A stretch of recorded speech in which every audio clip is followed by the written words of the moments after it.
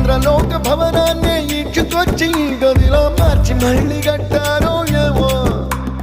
మాయజాలము తెలుసు మంత్రగారడి తెలుసు రెంటి కన్న ఇది ఇంకోటేమో నీలాకాశం నేలాకొస్తే ఇట్టాగే ఉంటాదో ఏమో